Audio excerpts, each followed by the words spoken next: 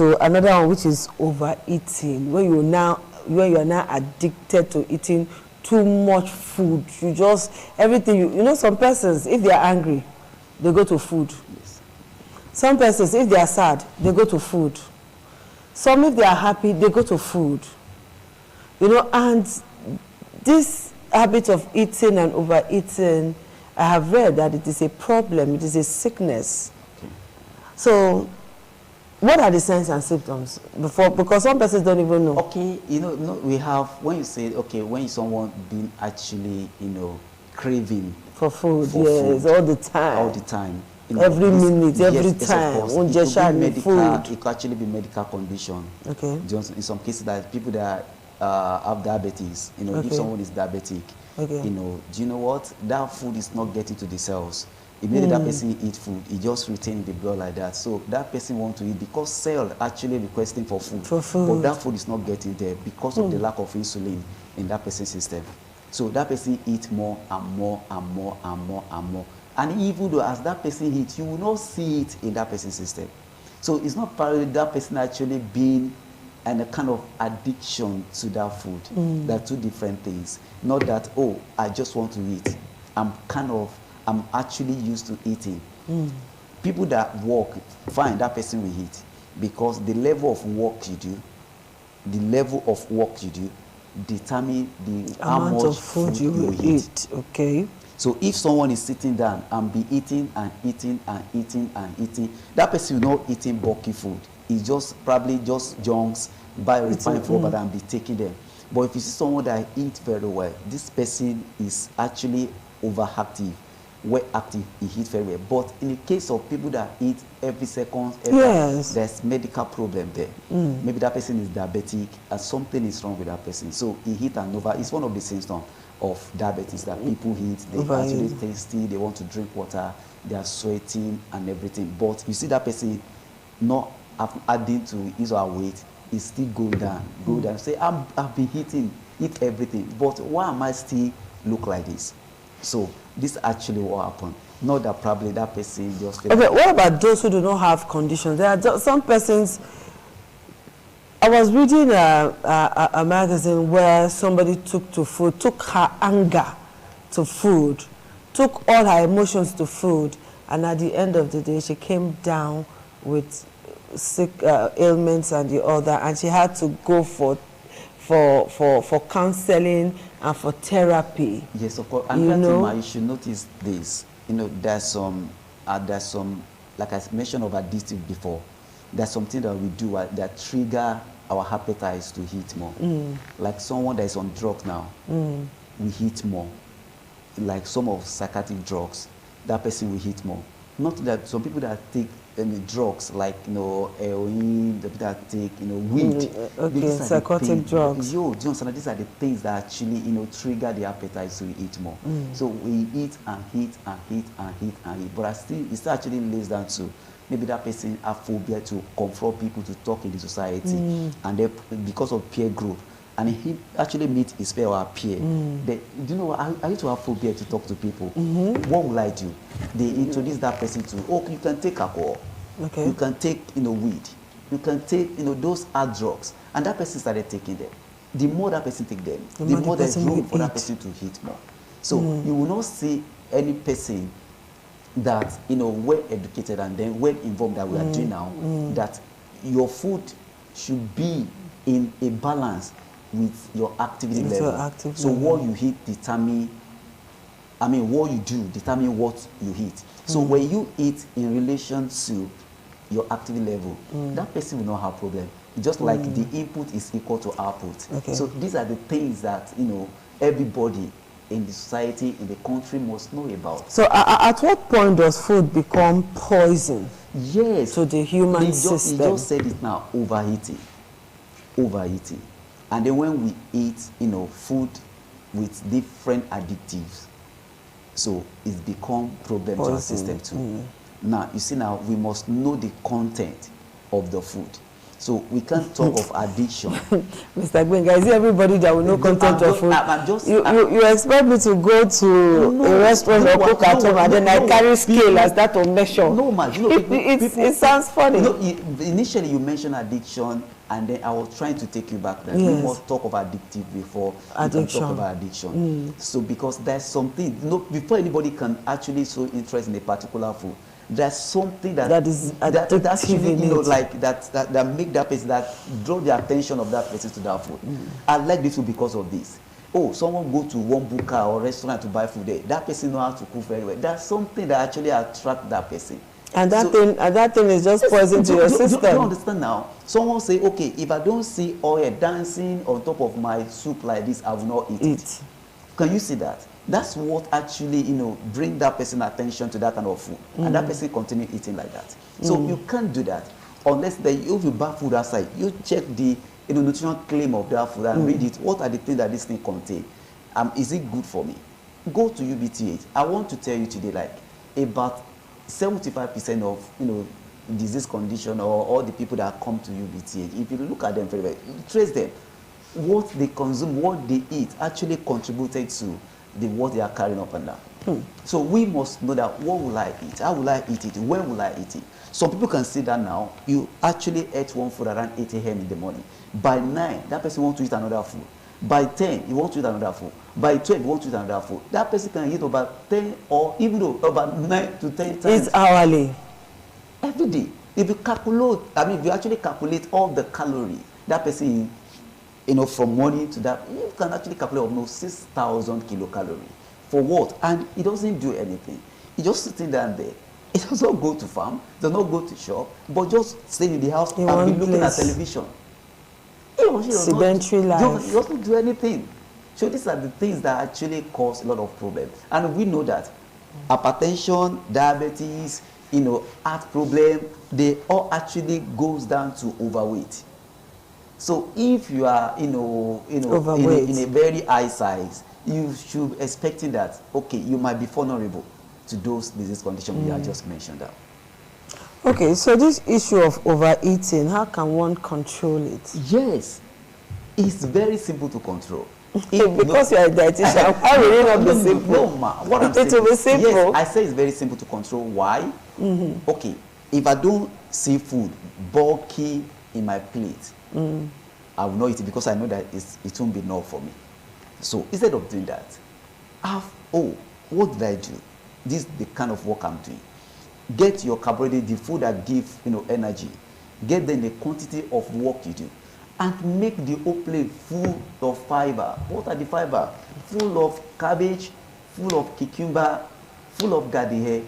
Eat plenty of variety of vegetable.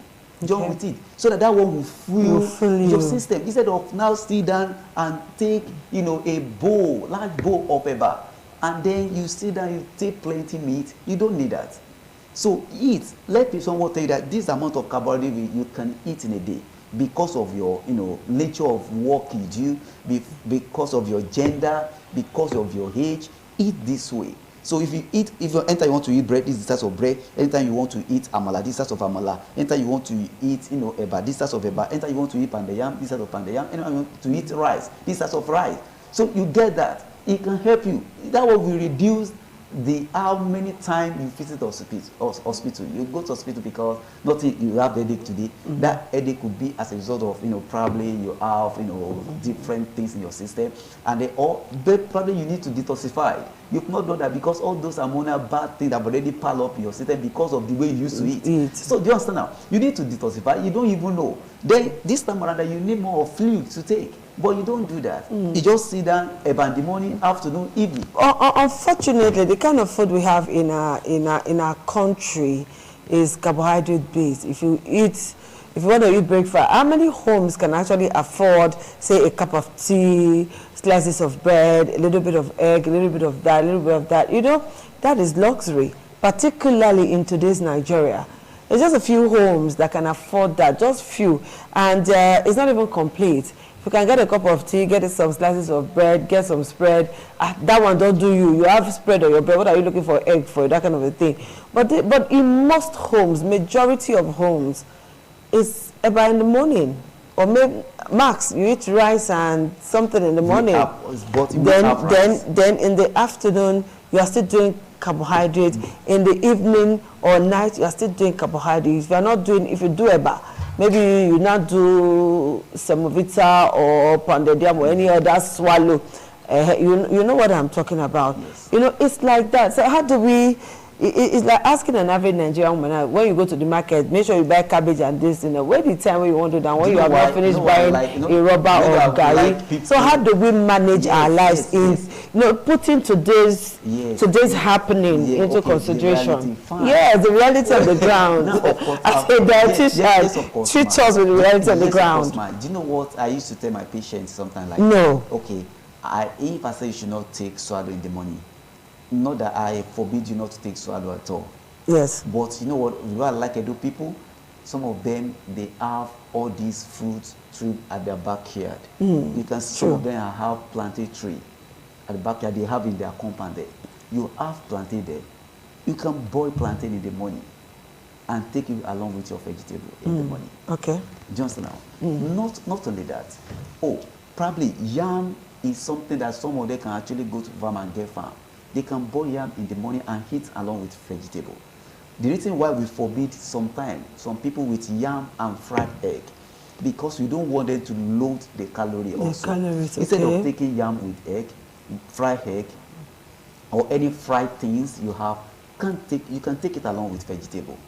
Not only that, rice is common as well. We have different type of rice, local rice, international, whatever rice it is. So there's rice.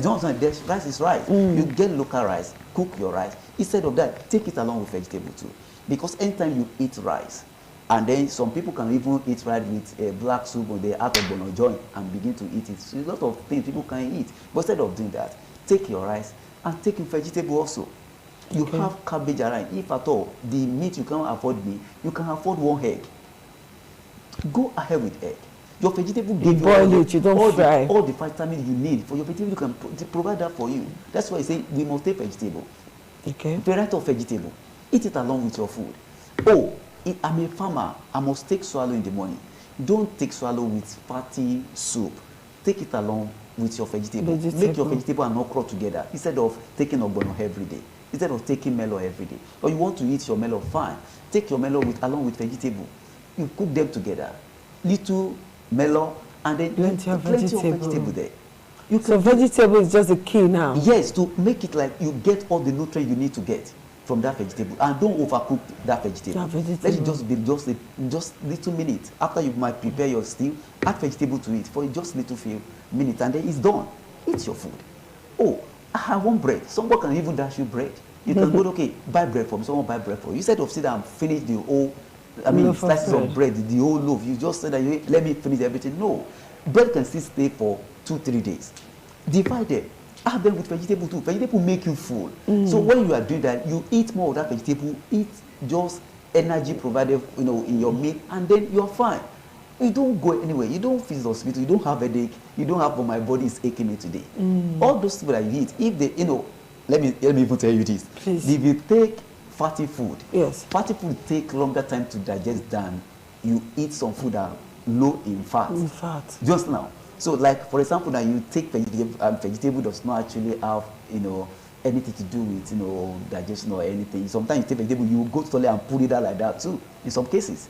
You see that the way you eat vegetables sometimes, you will see your, feces like that too. So what I'm saying is, when you take any fatty food, it takes time before the, digestive process actually completed.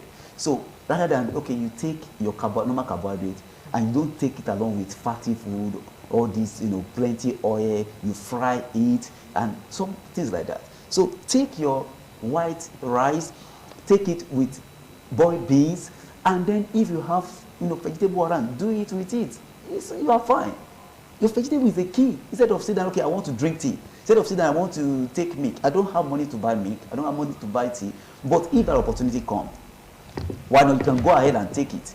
But if you don't have, so what did you take your normal food, combine it together. When you say balanced diet does not mean that you buy small amala, you buy plenty meat. No, that's not balanced diet. Of course, your balanced diet is okay. It's not like when do you understand? For some persons, that's balanced diet. Balanced diet. Or balanced diet is, oh, I want to enjoy myself. You buy amala, you buy meat, you buy alcohol joint, or you buy coke. Say, oh, I'm enjoying myself. Please try not to call names here, please. Don't call brand names. Just now. Let's leave it as subjects. I beg you. People do a lot of things that they think they are doing the right thing.